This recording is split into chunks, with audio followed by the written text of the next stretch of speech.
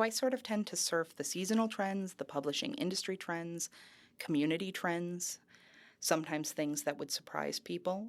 My biggest thing I've learned in this job, Rockford, you don't care about hockey. You don't.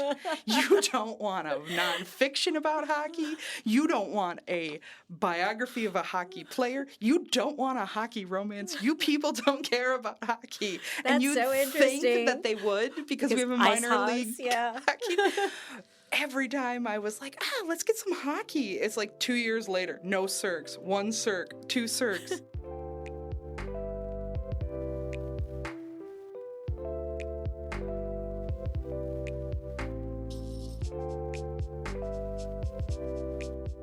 Welcome to the Rockford Public Library podcast. I'm Laura Griffin, your host, and I often talk about how RPL is more than books, from our databases, event spaces, and that cool slide on the first floor of the main library.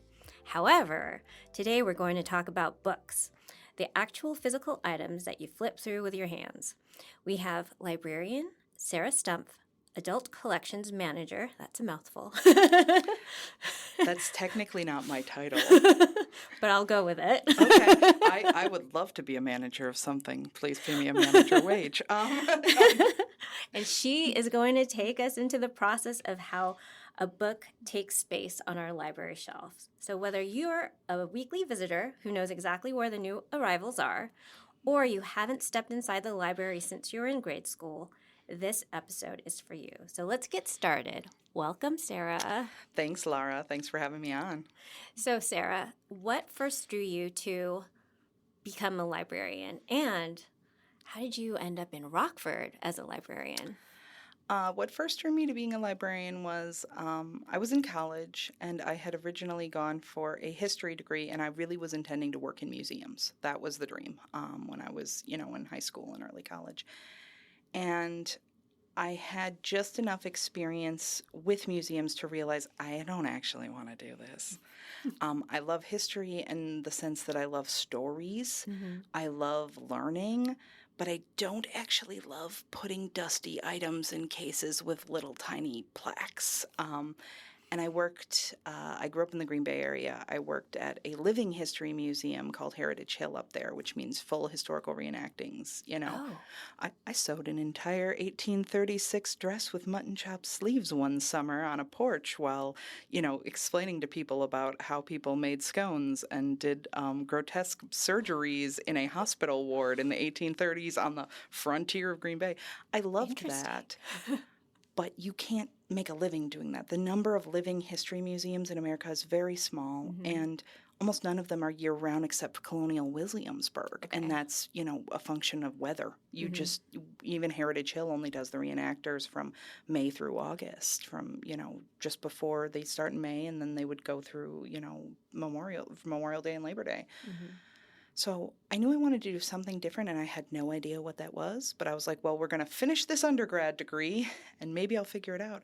And I had a roommate at the time, and he said, I've been thinking about going to library school. And I was like, it was like that screeching, stop noise, in a library school is a thing you can go to. I can go to libraries. Where is this library school? How do I go to the library school? Mm-hmm. I was a kid that read a lot.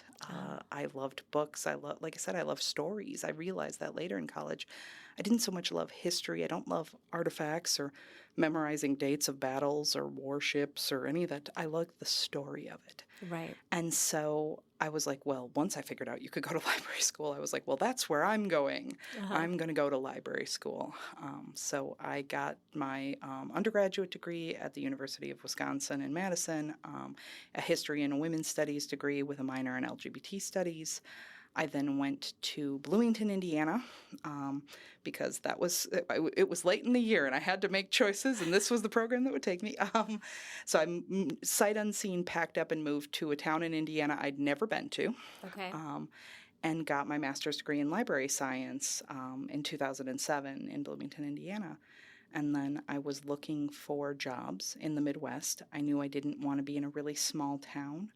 Honestly, I was looking for the human rights protections that Illinois had at the time, and I believed they were more likely to have than Indiana or Wisconsin. So I was just looking for anywhere in Illinois. I ended up at a library district, the White Oak Library District, that serves Crest Hill, Lockport, and Romeoville.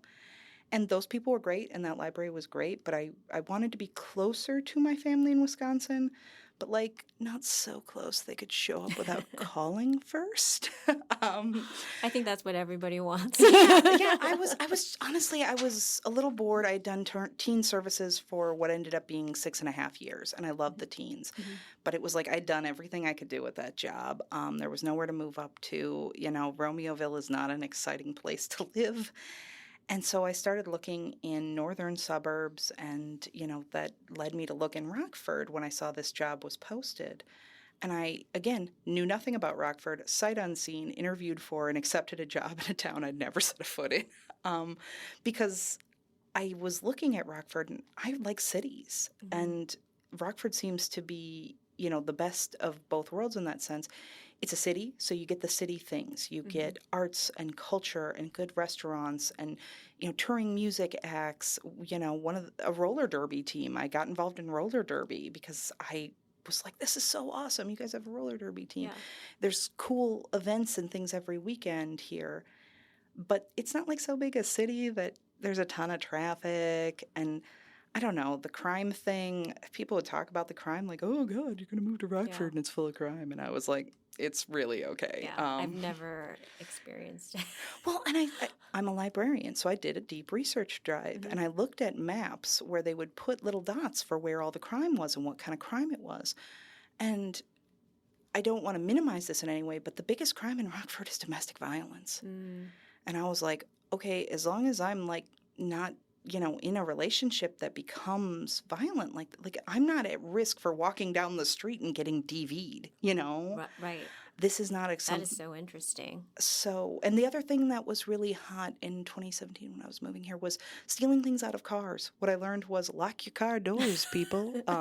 Then people will stop stealing your stuff out of your car. Those were the two commonest crimes. And there were definitely hotspot areas in Rockford where things were worse. But I was like, well, as long as I avoid those areas, it's a city, people. You're going to get crime, Yeah. I don't know what else to say about it. So I just moved here sight unseen, and I've been here 9.5 years. It'll be 10 years in January that I moved here for a collection job, buying books for the Rockford Public Library. I started buying children's and YA books, and then about 2.5 years ago, I moved to adult and AV more than the kid stuff. So what does that mean, like when you, as far as your role here, when you buy books? So yeah, what does that look like? And what that looks like is I get a budget. Thank you, taxpayer dollars. I enjoy my job is spending other people's money. Okay. And so I take that really seriously, which is that my job is to buy books, movies, CDs, things like that the whole community is going to enjoy or that are going to serve the parts of the community that need that service. And so I start, beginning of the year with a budget, and I carve it up into pieces, and then we have vendors that work with libraries. Like, people sometimes think, oh, do you just buy books off of Amazon? And the answer is no. I buy books that come from companies that work with libraries that make sure you get those nice plasticky covers and the stickers and the, everything is put together and all of that, it comes in the box. Like, I open the box, that stuff's all done. I'm not the one putting stickers on books usually, unless there's like a mistake I need to fix or, something gets damaged. I'm opening up the box and taking out something that within about 20 minutes I can have on the shelf that you can come and check it out. So if you're on the hold list for a James Patterson, literally we are just waiting for the box to come.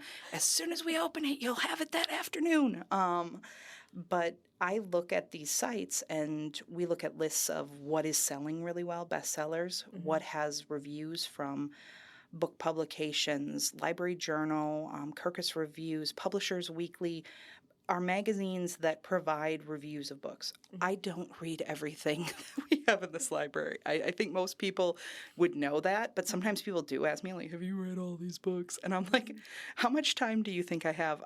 Also, I don't get paid to read at this job. If anyone knows a job, by the way, where you get paid to sit and read for 40 hours a week, please, I would be willing to jump ship from RPL for this mythical I do nothing but read job. Same. Yeah, but that's not a job. That's not a thing that exists. What exists is me reading book reviews and me learning about our community and some of that statistical, knowing what is our percentage of certain ethnic groups or languages or, what is our poverty, income based, and each branch and location serves different people. The mobile library serves a lot of nursing homes and senior living communities. They need more large print than the Montague branch does. So getting to know the community and getting to know what we need, and then reading a review of a random book and being like, do I think this is going to hit? Sometimes you just know it's going to hit. Like, I don't spend a lot of time thinking about James Patterson books, Danielle Steele books, Louise Penny, Clive Cussler, Ken Follett. Like, I could just name them all. Like, they put out a book. It could be the worst book James Patterson ever wrote, and we're still going to buy like 8 or 9 copies of it because the demand is there. The interest is there. Right. I know people will want it. But then you get these things where it's not by famous authors. It's not a popular series. It's not something, maybe it's their first book and no one's ever heard of this person before. And I have to ask myself, do I think this would go here? Do I think this is going to hit here? I don't have, all my jokes about spending other people's money aside. I don't have an ever-ending pot of money. Right. I only have so much money. So, what are the genres that you're in charge of, and how does that split up your budget? So the short answer is, if it's for adults, it's mine. Okay. Like the joke I usually say is, it's like the Lion King. Like, everything the light touches is my kingdom. Is the adult book collection? Is the adult movie collection? CDs, audiobooks, fiction, nonfiction. Everything the light touches is my kingdom. What is that shadowy place over there? That is the children's department, and we do not go there. I'm not in charge of that. I was in my previous position, so I can speak about it a little, but it's not something I currently work on. I look at what genres are popular. So, for example, here, urban fiction is incredibly popular here. What is urban fiction? Urban fiction is usually Black and or Latino characters. I mean, doesn't always have to be, but like 95% of it is. And they are usually dealing with issues that come with things like street life, poverty. This is where you're going to find your drugs, prostitution, sexy times. It's very popular here. I can tell you, when I worked in Lockport, a town that had I think less than 3%, of a Black population, urban fiction was not a thing we carried much of. We carried a handful of them. We didn't separate them out. They were not special. But here, I have got a whole section of urban fiction. And people want those books. People love those books. Thrillers are very popular nationwide. We're right in stat with every other library and every other bookstore, which is that as far as adult fiction, thrillers are the most popular. That's going to be your James Patterson. That's going to be a lot things like Iris Johansen's, Lisa Scottoline. The way I describe a thriller, in a mystery, someone gets shot and you stand over the body and you go, someone's been shot. We should figure out who shot them. And in a thriller, someone's been shot and they're shooting at you and you're running away from being shot and you're like, we need to figure out who's trying to shoot us. It tends to be fast-paced. It tends to have either violence or the threat of violence at its core. Thrillers are very popular for us. But I can't just stock a library on nothing but urban fiction and thrillers. Yeah. I mean, I'm sure there's some people out there who would just love that, but what about the people who like historical fiction? What about the people who want a gentle Amish romance? Right. What about the people who want a queer anarchist sci-fi? Those people, I'm looking to represent them too.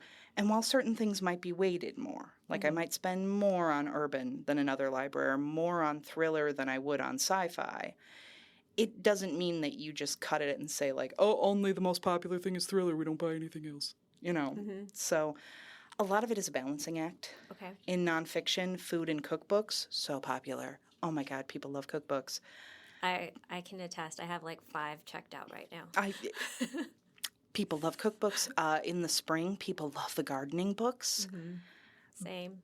In general, people all year round will read history, but it's not like I'm going to say, I'm going to stop buying knitting books because they're not as popular as cookbooks, or I'm going to stop buying true crime because it's not as popular as the performing arts biography, the singer, songwriter, actor, actress biographies. So is there like a seasonality to it? Like I Oh, would think absolutely. knitting like during the winter would be like high. There's this lovely rhythm that once you've been in it long enough, you just surf it like the tide, is that it starts in the fall, October, with your spooky stuff. Mids to late September, everybody wants carbs, soup, a ghost story, a cozy mystery, something where people are in front of a roaring fire. Those things that are very indoor. And then it moves into the holidays, and then people want their holiday cooking and entertaining. And it doesn't even have to be, sometimes people say, like, the Christmas books. Yes, a lot of them will say Christmas cookies. It doesn't even have to say. It can be like holiday parties, and that could be anything from Thanksgiving to Kwanzaa to Hanukkah to Christmas. Do you want to have some people over to have some alcohol and sugar in the months of, November and December? That's what you want. You want all that holiday cooking and baking stuff. Once you get into the winter, that's when you tend to get more into the crafty stuff. People want to take up knitting and crochet in January and February. They have lovely high hopes that they're going to knit something for their person's Valentine's Day. Boy, you better be starting in January, because if you're in my library looking for a knitting book because you want to knit something for your partner like a week before Valentine's Day, it's like, no. The only thing left is very complicated knitting, like giant sweaters. You're not going to finish that in a week. And then you get into the spring, and then you get into the gardening, the outside, anything about native plants. I mean, I could buy nothing for the home and garden section except native plants, and those would go like gangbusters.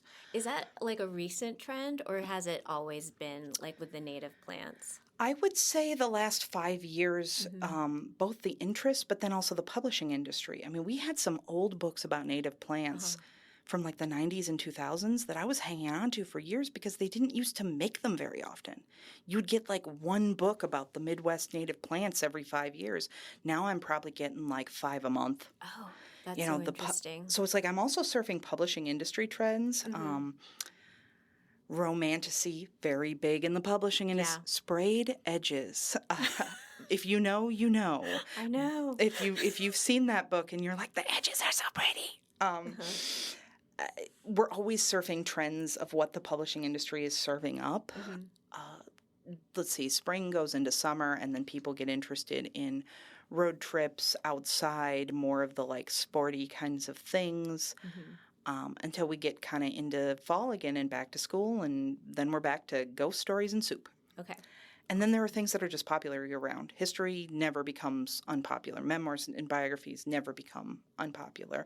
People read true crime 365 days a year. Someone's looking for a GED book 365 days a year. People care about poetry a ton in the spring because it's National Poetry Month in April. But they will still read poetry year-round. I mean, we'll do a lot more business in poetry in April, but it's not like people stop. I mean, the Christmas cookie books do not check out any. The native plant books do not. The gardening books don't check out in November. They just don't. Yeah. Versus people will want things year-round, even if they want it more other times of the year.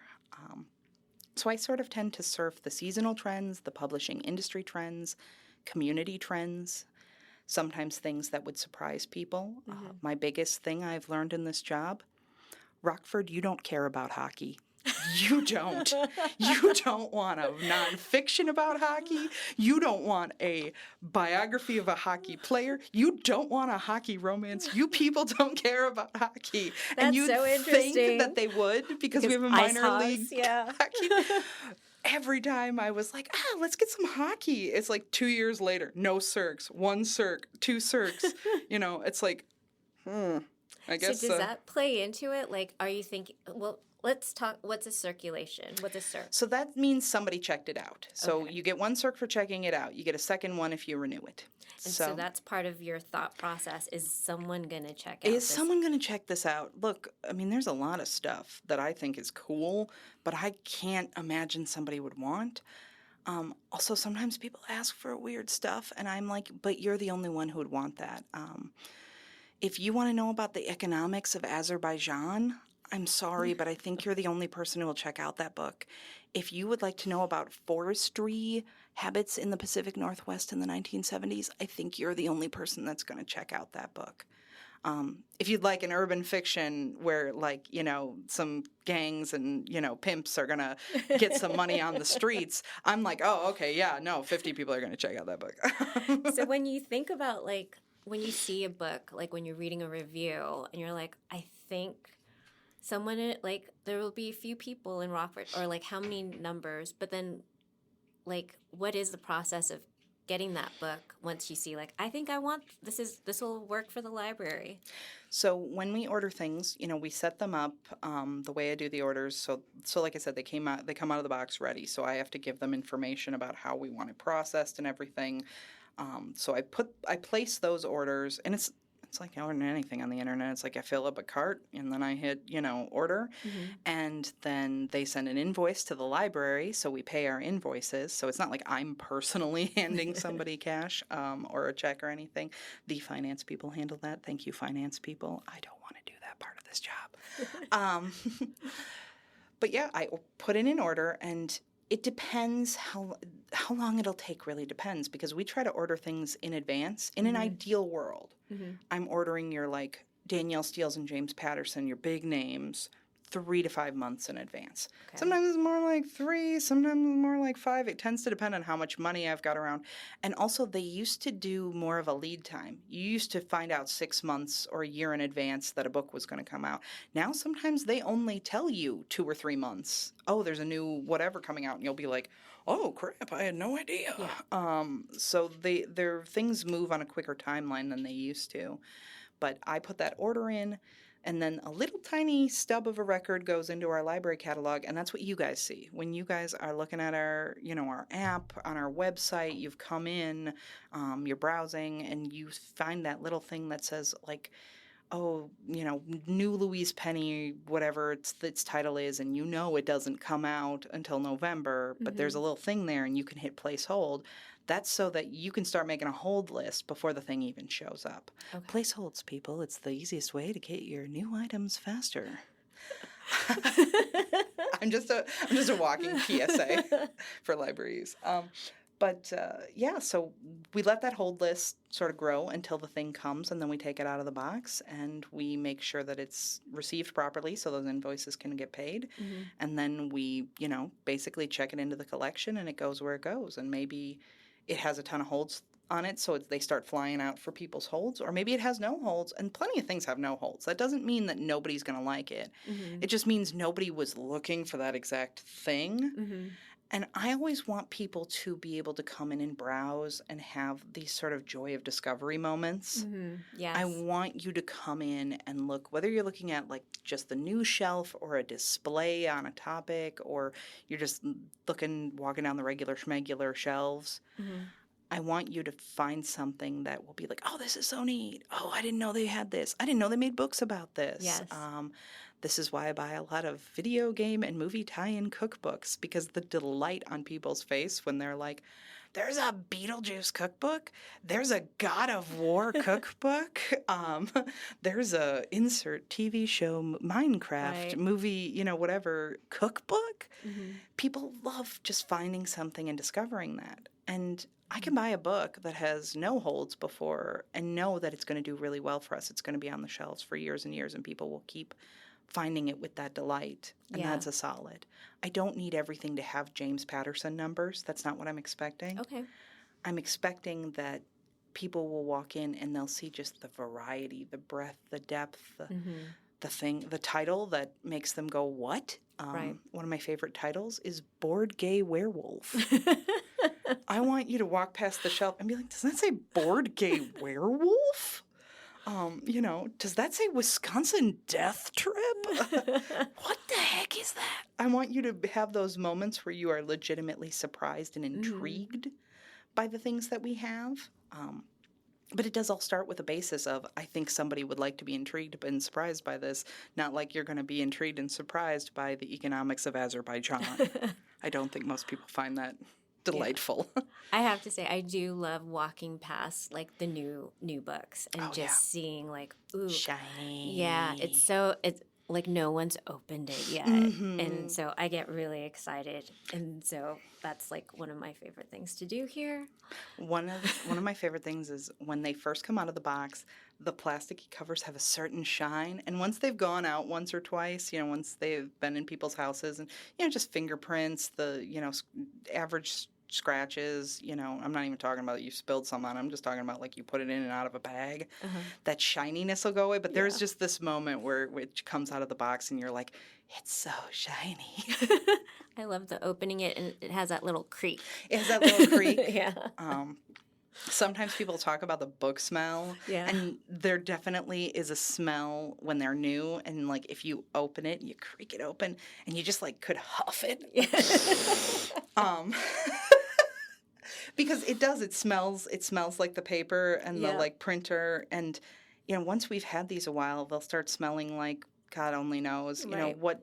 You had a dog, and so now it's holding a little bit of dog, and this other guy was a smoker, and now, There might be a little piece of sand in there. There's some sand.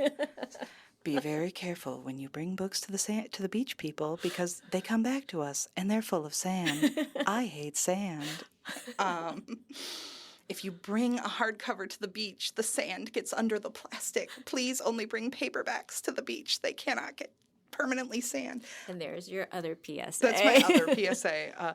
Place holds. Enjoy the shinies and stop bringing my hardcovers to the beach. Also, you know what the most common type of book to get damaged is? This is just a fun fact. Yeah, tell me. Dog training books. What? We get a dog training book in probably once a month that is chewed up by a dog. Bless your hearts. You're trying so hard with that dog. You still got to pay me for that book, but you still got to pay for that. But, nobody's mad. We understand this happens all the time. My dog chewed a book once. It wasn't a dog training book. It was a, gay comic. But I was like, why are you eating this? Why did you do this? So we understand deeply, profoundly. But, yeah, that's the most common piece of damage we get is dog training books getting chewed up. So with our listeners, what if there's a book that they're dying to have here at the library? How do they make a request to you? So there's a couple of different avenues for that. I mean, you can always, if you're you can talk to any staff member, and they will take down your information and they send it to me, and I'm constantly reviewing requests that other staffers send me. This patron wants this, that, or the other thing. Sometimes it's a topic, and sometimes it's a specific book. And then if I buy it, I will put it on hold for you so that you are the first person on the hold list to get it. But if you don't want to talk to a human, you can also do it through our online catalog. It has this request option. It'll take you through to put in a request, and then we'll look at it and decide, is this something we should buy, or can we interlibrary loan this from another library for you? Sometimes people just want things. There's nothing wrong with wanting a book about the economics of Azerbaijan. I'm not going to buy it for you, but I will bend over backwards to see if NIU or somebody can send you something. We will get you a book about the economics of Azerbaijan. There's nothing wrong with wanting to read that. It's just because sometimes people want things that I'm like, no one but you is going to want that. Or sometimes people want things that are really old, and I'm like, this is out of print and I can't get this for you. It'll be hundreds of dollars. It'll be hundreds of dollars, and the only copy I can find is from 1974, and it's already going to be crunchy and stained and sun bleached and look crappy, and we don't want to buy that. So between ILL and sending the request to me, we'll figure out how to get it to you. You can also email it. There's an info@rockfordpubliclibrary.org email address. And when people put in things like, I'm really interested in this book, whatever, those emails will get forwarded to me, and I go through those as well. And we buy a fair amount of requests because most people are requesting things that other people would enjoy, or that, you look at it and you say, this is brand new. I don't, it's worth, yeah, sure, why not? There'll always be things that I don't get, either because of economics or because, quite frankly, I am only one human, and I can only read so many book reviews, people. There just is only so many hours in a day, and so I will miss things. So tell me what you want, and I'm happy to get it for you if it's a gettable, thing. Yeah. If it's an easy get, I'd be happy. Get the book, Yep. So So you've been here at the library when it used to be the Carnegie Library, right? When it was Old Main. When it was Old Main. I don't know if we're supposed to call it Old Main, but I that's don't know. that's what I always call it. you- I moved here and took a look at this library, and I was like, what is this?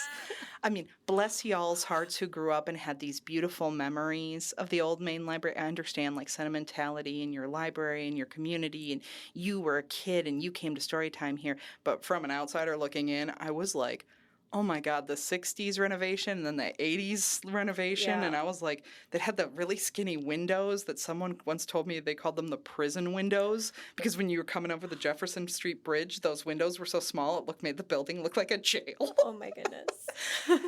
There was no natural light anywhere. It was only darkness. Tall, tall shelves and darkness. Yeah, and so now we've got this new building, and you were a part of helping moving books from Hart to here. Yep. And so I've also heard people say that, where'd all the books go? So, All right. can you speak to that? I will tell you where all the books went. First of all, we don't have significantly less books than we had at Old Main or at the Hart Building. What we do have is a different configuration of shelves. So at Old Main, they had these ancient bookshelves that had 8 shelves. They were 8 shelves high. Well, you didn't use the top 2 because nobody could reach them. And you didn't use the bottom one because people don't like to bend over that far. It was like really flush to the ground. It was really low. Mm-hmm. So we were only using 5 shelves anyway. And then when we moved here, we got bookcases. Instead of being 8 and only using 5 of them, we just got 4 high bookcases. That's it, people. It's an optical illusion. 90% of it is an optical illusion. Like you're expecting, I don't know, Beauty and the Beast with the tall books that you need to swing like Belle on a ladder to get to. We don't have that. We don't have tall shelves anymore. That's really the answer, is the shelves got shorter and we took up more floor space.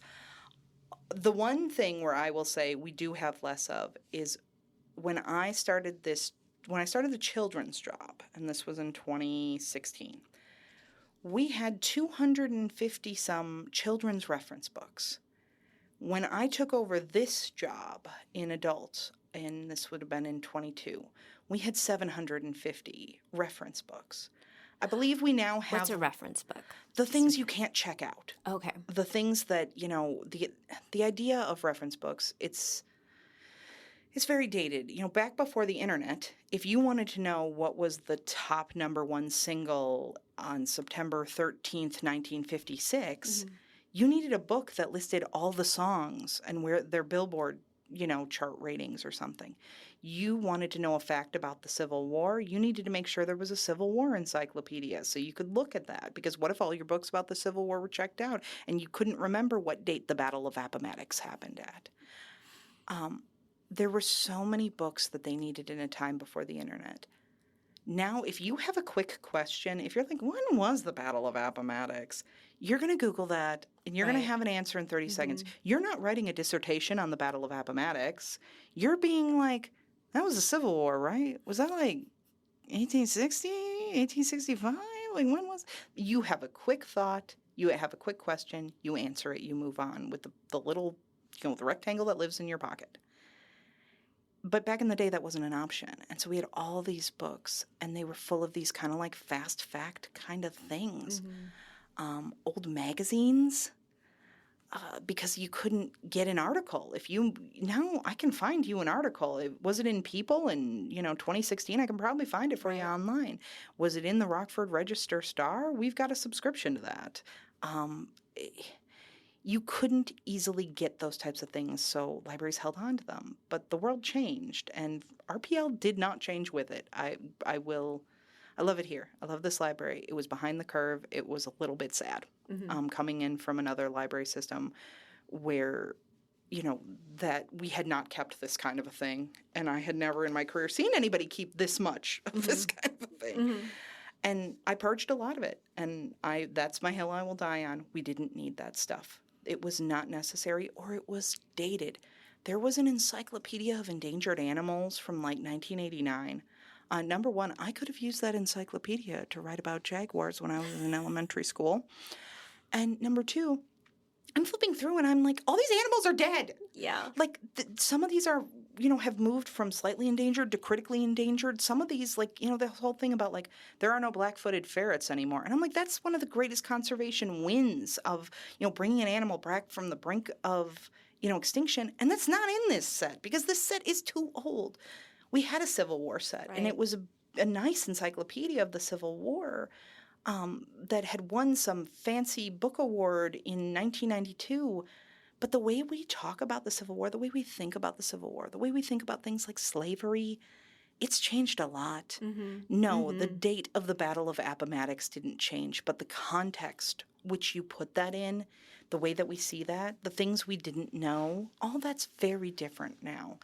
And I don't need to keep some crumbly old 40-year-old encyclopedia set that's going to give people inaccurate information that, let's just be honest, they're not even going to look at anyway because they want to know if jaguars are still endangered. They're going to pick up the rectangle supercomputer that lives in their pocket. Right. They're not going to call us and say, are jaguars endangered?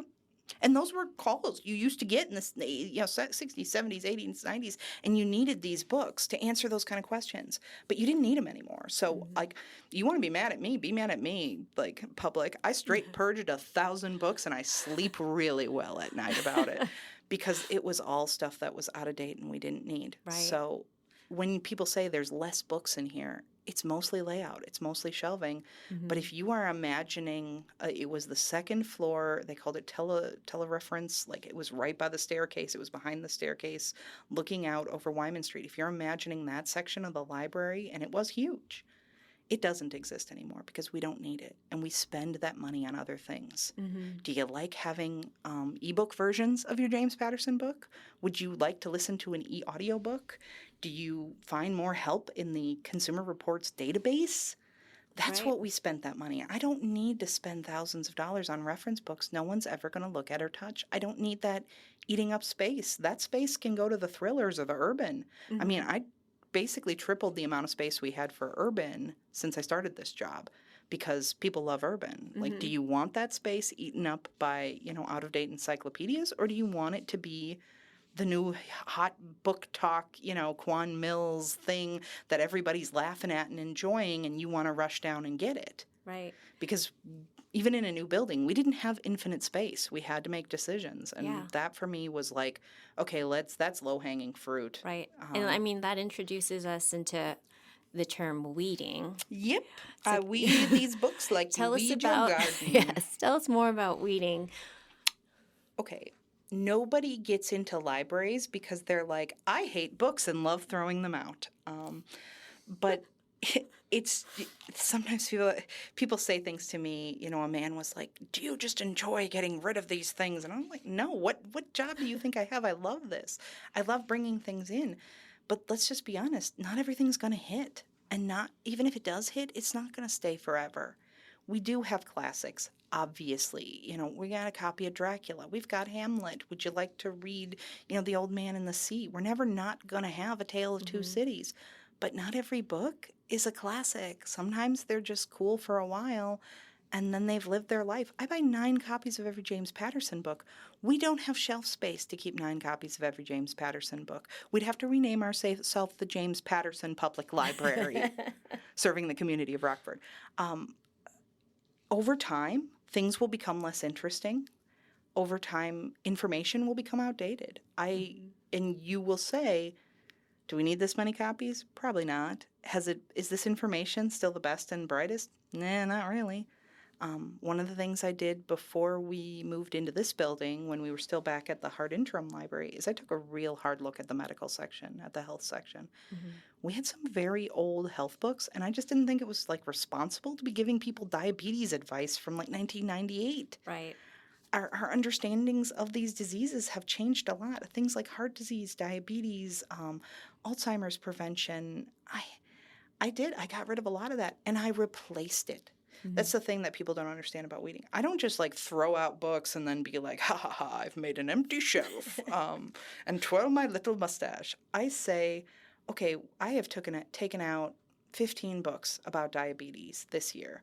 what 15 new books about diabetes, about diabetic cooking, about exercise for diabetes, about preventing diabetes, what new diabetes things are out there that I can replace it with. We are constantly, in that circle of life. A book is being born, it is growing in popularity, its popularity is waning, and it will probably die. Yeah. And so where we are in that cycle, it just depends. It just depends on the book. And I look at a lot of factors when I'm reading. I do look at numbers. I get reports. I look at what hasn't circulated in 2 years, 3 years, 5 years, maybe a year and a half.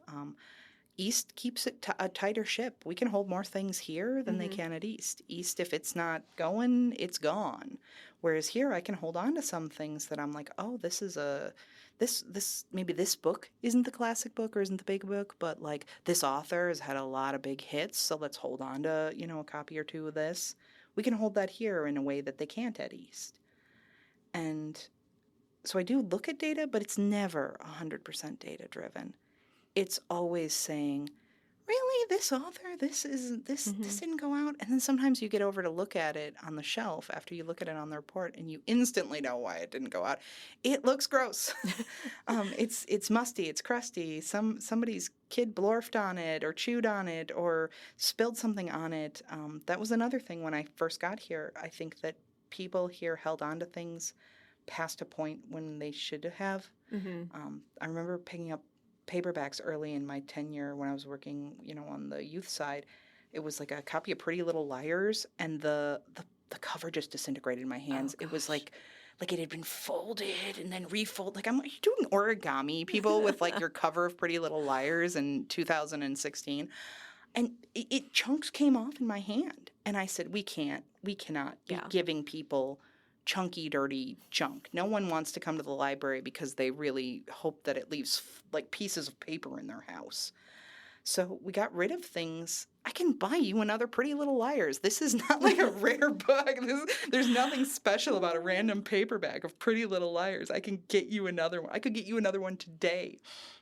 So sometimes I'll go on that weed list and I'll be like surprised that some popular author or some popular title is on there. And then I'll instantly know, because it's musty and crusty, why nobody picked that book. People say don't judge a book by its cover, which is a great saying. If what you're talking about is people, you shouldn't judge people by their outsides. But human nature is that we judge books by cover a lot. And if this cover is dated and sort of gross looking, no.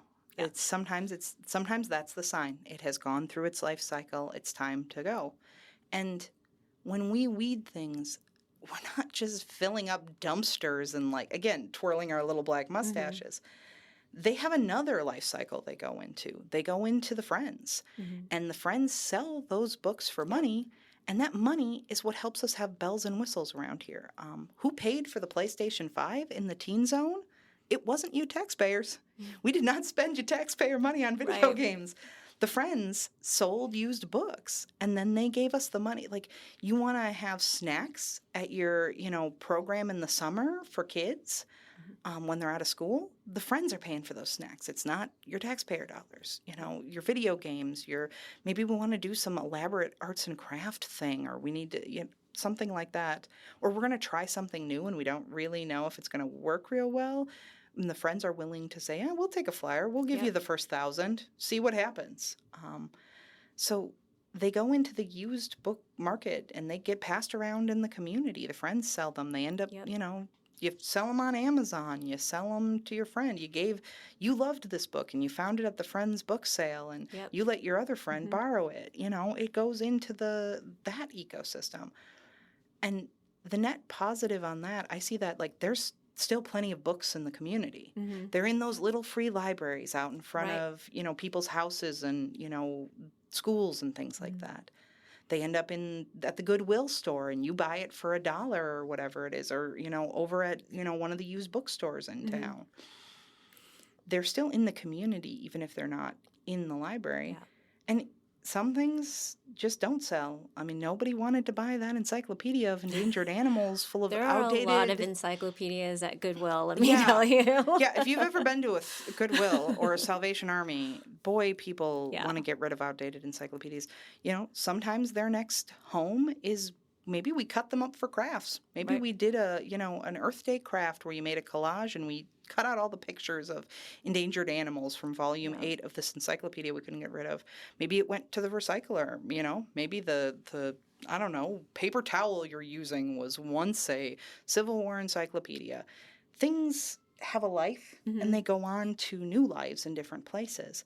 And I'm constantly bringing in new books.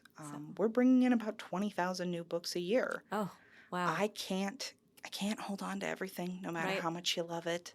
Right. You So know, on that note, like, why is it important for the community to understand how the library chooses and buys books? I think it's important for the community to understand that a lot of thought and care goes into these things. I remember we had the opening day here at the new main library, and it was so much fun, and there were all these people, and they were like, wow, oh my God, look at this terrace, and, look at this. But I do remember one lady who just walked over to some section of books, and she was upset, and she was like, this is a disaster. Nobody cares about this. And I was like, I didn't say this to her because it would be rude, but I was like, lady, do you know how many hours I put into that section? Oh, Do you know how many hours I spent? We genreified all of our nonfiction. I spent hours in the basement at Hart putting stickers on things. I looked at all those books. I looked at their stats. I looked at who they were about or who they were for. I've spent a lot of time and energy and thought went into that. If it's not what you want or if it doesn't meet an expectation, it's not because nobody cared. Maybe your expectation isn't reasonable, or maybe we can explain to you and you're looking in the wrong place. Maybe you're not finding what you want because what you want is actually over there, But I really want the community to understand that nobody's willy-nilly just going around being like, let's just get this.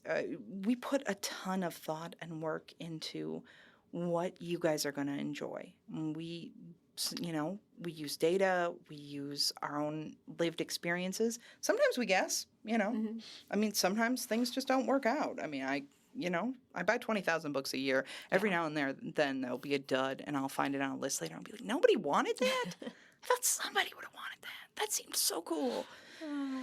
But it is a job, and like any job, people take great pride in the work that they do and in doing something that is bigger than themselves. One of the reasons that I stay in libraries is that I am helping people in all sorts of indirect ways that I never even see. I see a handful of them maybe if I'm on the reference desk. But when your mother gets diagnosed with breast cancer and you come in looking for books about how to emotionally handle that for you and her, you don't even have to talk to any of us, and we're there supporting you. When, your kid is struggling in school and you don't know what to do about, the fact that they're not learning to math good. And we've got a book about that, or about something you can do with your, to help with that situation. We're helping you, even if you never talk to us. I love that. And so on a small scale, I sit in an office and I read book reviews. I unpack boxes. I sometimes put stickers on things. That's my job. In a big picture sense, I like to think that I'm making your life a little better. Maybe it's because it's something you need. Maybe it's just to have a good time. Girl, enjoy that book about, pimps and hoes. I don't have a good afternoon with a good book. Maybe it's not War and Peace. Maybe it's a mystery that's all full of bird puns. I really love these Donna Andrews mysteries. All the titles are bird puns, and then they have birds on them. My favorite is it's got 2 toucans on it, and the title is Toucan Keep a Secret. There's another one that's about dogs. It's about, and the Christmas one is dachshunds, and it says dachshund through the snow, but like dashing through the snow. Come in and have a nice afternoon and read a goofy book about a dog at Christmas time. I mean, I don't know what you got going on in your life. You probably have stress. You probably got bills. You probably got family issues. Everybody's got something. Can I make your day a little bit nicer by giving your kid an Elephant and Piggy book that fills them with joy and helps them learn early literacy skills? I do this job for the big picture. for the bigger idea. I want you to discover something. I want you to feel supported. I want you to look and feel seen and validated. I want to give you help with the things I can help you with. A book isn't just an object. It's more than just an object. It's a thing that, when I'm buying books, I'm not buying stuff. Right. I'm buying experiences, emotions, things that will resonate in this community, or at least I hope will. That's the hope. That's why I get up and, keep going to work every day, other than the fact that, I have bills and need to pay them. Thank you, Sarah. It's been so fun to have you here sharing about all of that, how you support the community of Rockford through books and helping even like how Rockford is defined through the library. I like urban fiction being our largest genre. And so I'm just grateful that you were here. It's been really fun to have you. And thank you for educating us and taking us through your perspective of the library. Oh, absolutely. Feel free to, I'll come back anytime. I could talk about this all day long. I'm lucky to have a job that I love and a job that provides a lot of meaning for me, and to work in a place with great people in a great community. I moved here to Rockford 9.5 years ago. I love it here. You guys, it's great here. You're lucky to live here. And, I have really enjoyed the opportunities that I've gotten here at RPL, and I'm happy to talk about them with anybody, If anybody wants to talk to me some more, come find me at the main library, downtown. You'll probably find me on the second floor pushing one of those reference desk carts around. And then you can tell me why. You can tell me why the section is a disappointment in person. Or you can ask me anything that you want to ask me. Awesome. Thank you so much. Oh, sure. So just a reminder, this isn't just a library, it's your library, and every book tells a Rockford story. Thank you.